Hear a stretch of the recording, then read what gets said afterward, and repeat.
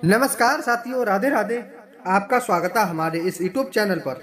साथियों, आज की कहानी हम आपके लिए बहुत ही प्रेरणादायक लेकर के हाजिर हुए हैं। साथियों, आज की कहानी का टाइटल सुन करके आप चौंक जाएंगे। जी हाँ साथियों, आपने सही सुना।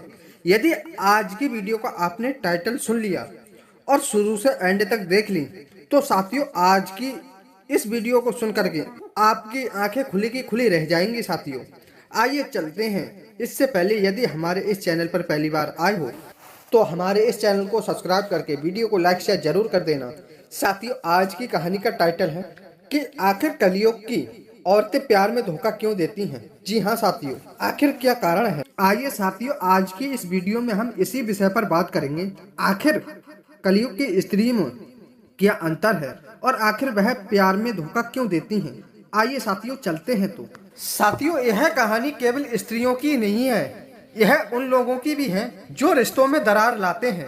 क्योंकि साथियों, इसे समझना बहुत ही जरूरी है। यदि आप रिश्तों की गहराई, उनकी स्थिति समझना चाहते हैं तो इस वीडियो को साथियों अंत तक जरूर देखें। ये साथियों कहानी सीखने के लिए भी है और सुनने के लिए भी है। तो साथियों, इस कहानी को शुरू से एंड तक जरूर देखें। आइए साथियों चलते हैं। तो एक समय की बात है साथियों कि भगवान भोलेनाथ से मिलने के लिए नारद जी आते हैं। और साथियों, जैसे ही भगवान भोलेनाथ नारद जी को आते हुए देखते हैं, तभी भोलेनाथ कहने लगते हैं, हे नारद, कहो क्या बात है, आखिर किस बात को लेकर आपका आगमन हुआ है। तभी साथियों नारद जी भगवान भोलेनाथ से कहने लगते हैं कि हे प्रभु भोलेनाथ, मैंने यह सुना है, क्या यह झूठ है या सत्य है। मुझे इस प्रश्न से मुक्त कीजिए और मेरे इस प्रश्न का उत्तर दीजिए। तभी साथियों भगवान भोलेनाथ कहने लगते हैं, कहो नारद, आखिर तुम्हारा कौन सा प्रश्न है। तभी साथियों नारद जी कहने लगते हैं, हे भोलेनाथ, कि मैंने सुना है और देखा है कि आने वाले समय में मैंने सुना है कलयुग में कि रिश्तों में विश्वास की कमी होगी और औरतें जो हैं वह अपने पतियों को धोखा देंगी। यह सत्य है या झूठ है, कृपया मुझे विस्तार पूर्वक समझाइए। तभी साथियों भगवान भोलेनाथ कहने लगते हैं, हे नारद, कि एक बात मेरी कान खोलकर सुनो। हर एक युग में दोनों तरह के लोग होते हैं, उसमें अच्छे भी होते हैं और बुरे भी होते हैं। लेकिन घोर कलयुग में परिस्थितियां बदल जाएंगी और स्त्रियां भी बदल जाएंगी। जो स्त्रियां अपने पतियों से सच्चा प्रेम करती हैं, वह उन्हें अपने पतियों के लिए कभी भी धोखा नहीं देंगी। तभी साथियों नारद कहने लगते हैं, हे भोलेनाथ, हे प्रभु, कि आप मुझे एक उदाहरण देकर के समझा सकते हैं। तभी साथियों भगवान भोलेनाथ कहने लगे कि हे नारद, मैं तुम्हारे इस प्रश्न का उत्तर एक कहानी के माध्यम से दे सकता हूँ। मैं आपको ज्ञानवर्धक एक कहानी सुनाता हूँ। उस कहानी के लिए आपको शुरू से एंड तक सुनना होगा और तुम्हारे प्रश्नों के उत्तर उसी कहानी में छिपे हुए हैं। तभी साथियों भगवान भोलेनाथ नारद से कहते हैं, नारद, इस कहानी को आप बड़े ध्यान से सुनना। इस कथा में समस्त मानव जाति का कल्याण छुपा हुआ है। तभी साथियों नारद कहने लगते हैं, हे भोलेनाथ, मैं इस कहानी के लिए शुरू से एंड तक जरूर सुनूंगा, कृपया आप मुझे विस्तार पूर्वक बताने की कोशिश करें। तभी साथियों भगवान भोलेनाथ ने कहानी को प्रारंभ करते हुए कहा कि हे भोलेनाथ, कि हे नारद, मैं इस कहानी को प्रारंभ कर रहा हूँ कि एक समय की बात है, किसी नगर में एक मदन नाम का सेठ रहा करता था। क्योंकि साथियों वह सेठ जो था वह बहुत ही शक्तिशाली, बहुत ही अच्छा था। लेकिन साथियों उस सेठ में एक बहुत बड़ी कमी थी, वह किसी के लिए समय नहीं देता था। यहाँ तक कि साथियों वह अपनी पत्नी को भी समय नहीं देता था। क्योंकि साथियों उसकी पत्नी एक बहुत ही सुंदर स्त्री थी और वह अपने पति से बहुत ज्यादा प्रेम करती थी। लेकिन उसे जब भी दुख होता था तो उसे इसी बात का दुख होता था। लेकिन साथियों वह सेठ जो था वह अपने कारोबार में हमेशा व्यस्त रहा करता था। तभी साथियों एक समय की बात है, उस सेठ की पत्नी ने उस सेठ से कहा कि हे स्वामी, कि मुझे आपसे कुछ समय चाहिए, मुझे आपके साथ कुछ समय बिताने की जरूरत है। लेकिन साथियों उस सेठ ने इस बात को कभी भी गंभीरता से नहीं लिया। तभी साथियों ऐसे ही समय बीतता गया और उस सेठानी के जीवन में अकेलापन छाता चला गया। साथियों तभी साथियों एक समय की बात है, उस सेठ के द्वार पर एक युवक आता है। वह साथियों संगीतकार था, वह साथियों संगीत में निपुण था। जब भी वह साथियों संगीत गाया करता था तो लोगों के दिल जीत लिया करता था। साथियों तभी साथियों उस सेठ के द्वार पर पहुंच जाता है और वह अपना संगीत शुरू कर देता है। इससे साथियों उस सेठ की पत्नी को बहुत ही राहत मिली। तभी साथियों धीरे धीरे ऐसे ही समय बीतता गया और साथियों उस सेठ की पत्नी का अकेलापन दूर होता चला गया। इधर साथियों वह युवक मोहन जो था वह हर रोज संगीत गाने के लिए उस सेठ के द्वार पर आया करता था। इससे साथियों मोहन में तभी साथियों उस सेठ की सेठानी के लिए जितना सुकून उस मोहन से मिलके मिला था उतना सुकून साथियों उस सेठ से मिलने से कभी नहीं मिला था। इससे साथियों उस मोहन के और सेठानी के बीच नजदीकियां बढ़ने लगी। लेकिन साथियों उस सेठानी ने उस सेठ को धोखा नहीं दिया था। लेकिन साथियों उसके प्रत्येक सेठ के लिए थोड़ा सा सम्मान तो कम होने लगा था। उसके बाद में साथियों सेठानी के और मोहन के मिलने के बीच सेठानी के मन में एक नई भावना शुरू कर दी साथियों। तभी साथियों उस सेठानी के लिए वह मोहन कपिल के संगीत से इतना महसूस होता था जो वह सेठ पदम से तरस रही थी। वह सब चाहती थी कि जो मुझे सेठ नहीं दे पाए वह यह दे देगा। तभी साथियों धीरे धीरे समय बीतता गया। एक दिन की बात है साथियों, एक दिन उस मोहन ने उस सेठानी से कहा, हे सेठानी, मैं आपकी पीड़ा समझ सकता हूँ। आप जैसी गुणवान स्त्री, सुंदर स्त्री, वह अकेलापन क्यों महसूस करे। फिर साथियों यह सुनकर कि उस सेठानी ने अपनी दिल की बात उस युवक मोहन को बता दी। तभी साथियों उनसे कहने लगी, हे संगीतकार, मेरा स्वामी मुझसे प्रेम तो करता है लेकिन वह अपने कर्तव्यों में कार्यों में इतना उलझा रहता है। वह मुझे समय सम्मान नहीं देता है जिसकी मुझे बहुत ही जरूरत है। लेकिन साथियों उस सेठानी ने अपने मर्यादा का कभी उल्लंघन नहीं किया था।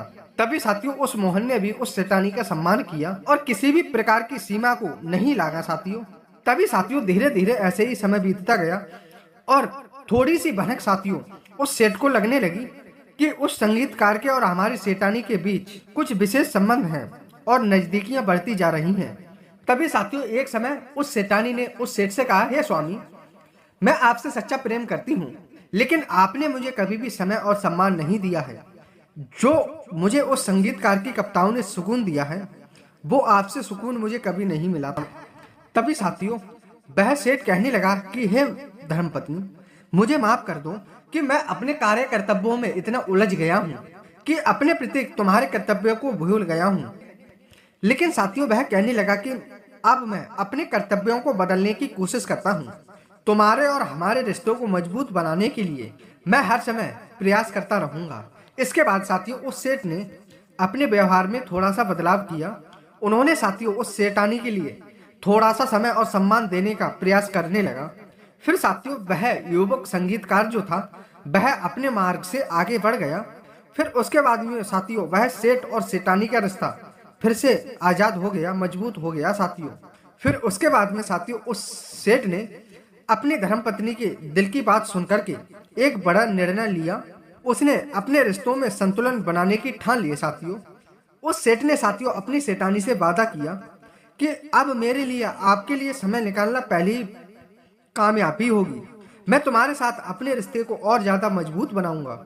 इसके बाद साथियों उस संगीतकार के लिए उस सेठ ने अपने बैठक में बुलाया। तभी साथियों वह संगीतकार मोहन जो था वह थोड़ा भयभीत था। वह सोच रहा था कि आखिर सेठ मुझे क्यों बुला रहे हैं।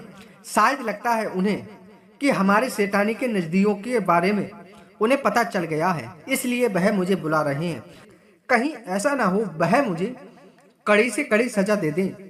लेकिन साथियों उस संगीतकार ने तो हमेशा अपनी मर्यादा बनाए रखी थी। उसने मर्यादा का उल्लंघन नहीं किया था साथियों, क्योंकि साथियों वह संगीतकार जो था उसके मन में कोई भी पाप खोट नहीं था। तभी साथियों वह सेठ के पास पहुंच जाता है और कहने लगता है, हे सेठ महाराज, बताइए मुझे क्यों बुलाया है आपने। तभी साथियों वह सेठ कहने लगा कि तभी सेठ ने उस संगीतकार से कहा कि मैंने तुम्हारे और अपनी पत्नी के बीच के संबंध के बारे में सुना है। पहले तो जब मैंने सुना था तो मुझे बहुत ही ज्यादा क्रोध आया था, लेकिन फिर मैंने सोचा था कि शायद यह सब के पीछे मेरी ही गलती है। मैंने अपनी पत्नी के लिए समय और नेह नहीं दिया था, जो एक पति का सबसे बड़ा कर्तव्य है। मैं अपने कारोबार में इतना उलझ गया था कि अपनी पत्नी को ही मैं भूल चुका था। तभी साथियों उस संगीतकार ने सेठ के सामने सर झुकाते हुए कहा, हे सेठ महाराज, मैं आपकी पत्नी का एक सच्चा मित्र हूँ। मैंने कभी भी उनकी मर्यादा को ठेस नहीं पहुंचाई है। मैंने तो सिर्फ उनके लिए खुश करने की सोची है। यदि मेरे संगीत से उनके लिए सुकून मिला है तो मेरा यह सौभाग्य है, लेकिन मैं हमेशा अपनी सीमाओं के भीतर रहता हूँ और आपके घर पर भी अपनी सीमा के ही भीतर रहा हूँ। तभी साथियों वह सेठ कहने लगता है, हे संगीतकार, मुझे यह पता है आपने अपनी मर्यादा नहीं तोड़ी है और ना ही आपने मर्यादा का उल्लंघन किया है, लेकिन तुम्हारी वजह से मुझे अपनी भूल का एहसास हो गया है। मैं तुम्हारा आभारी हूँ। तभी साथियों वह सेठ कहने लगा, हे संगीतकार, मुझे माफ करना, मैं एक बात कहने के लिए जा रहा हूँ कि अब तुम्हें हमारे इस महल को छोड़कर ही जाना होगा। यह केवल मैं इसलिए नहीं कह रहा हूँ कि तुम पर मुझे शक है, मैं सिर्फ इसलिए कह रहा हूँ कि मैं अपनी सेठानी के लिए और अपने रिश्ते के लिए और अधिक मजबूत करना चाहता हूँ। तभी साथियों उस संगीतकार ने उस सेठ महाराज के निर्णय के लिए स्वीकार कर लिया। साथियों उन्होंने कहा कि हे महाराज, मैं आपकी भावनाओं को समझता हूँ। मेरा कर्तव्य सिर्फ यही था कि सिर्फ मैं दूसरों को सुकून और प्रेरणा दूं। अब समय आ गया है कि मैं अपनी यात्रा आगे बढ़ाऊं। तभी साथियों उस संगीतकार ने उस सेठानी से विदाई लेते हुए कहा कि हे सेठानी, कि आप एक महान स्त्री हैं। मैं चाहता हूं आपका और सेठ का रिश्ता बहुत ही अच्छा रहे, बहुत ही गहरा रिश्ता रहे। मैं अब विदा लेता हूं। तभी साथियों उस सेठ की पत्नी ने भी उस मोहन संगीतकार का धन्यवाद करते हुए कहा कि हे संगीतकार भैया, तुम्हारे इस संगीत ने मुझे बहुत कुछ सिखाया है। तुमने मुझे यह एहसास दिलाया है कि हर रिश्ते को सुकून और सम्मान की जरूरत होती है। मैं आपकी आभारी हूँ। आपने तो मेरा घर बिगड़ने से बचा लिया है और मैं उज्जवल भविष्य की कृपा करती हूँ। तभी साथियों वह संगीतकार वहां से जाने लगता है। तभी साथियों वह सेठ महाराज आ जाते हैं। सेठ कहने लगते हैं, हे संगीतकार, धन्य हो आपके संगीतकार के लिए। आपने तो मेरा घर उजड़ते उजड़ते बचा लिया है। न जाने इस कलयुग में मेरा घर अगर मैं अपनी पत्नी को समय नहीं देता तो कितने बिगड़ जाता। मुझे इस बात का एहसास नहीं होता और आज यह एहसास हो रहा है कि तुम्हारे वजह से मेरा घर बच गया है। तभी साथियों वह संगीतकार वहां से चला जाता है और सेठ और सेठानी का रिश्ता बहुत ही अटूट गहरा हो जाता है। साथियों वह अपने राजमहल में फिर से नया जीवन बिताते हैं और नया जीवन साथियों बसाने के बाद में वह दोनों अपने राजमहल में बहुत ही आराम से रहने लगते हैं। ऐसे रहने लगते हैं साथियों मानो कि एक दूसरे के बिना अब तो जीवित नहीं रहते, क्योंकि साथियों पहले तो काम काज को लेकर सेठ उसकी ओर ध्यान नहीं देता था। अब तो साथियों इतना बदल गए हैं कि काम काज को छोड़कर के वह हमेशा अपनी पत्नी की ओर ध्यान देता है।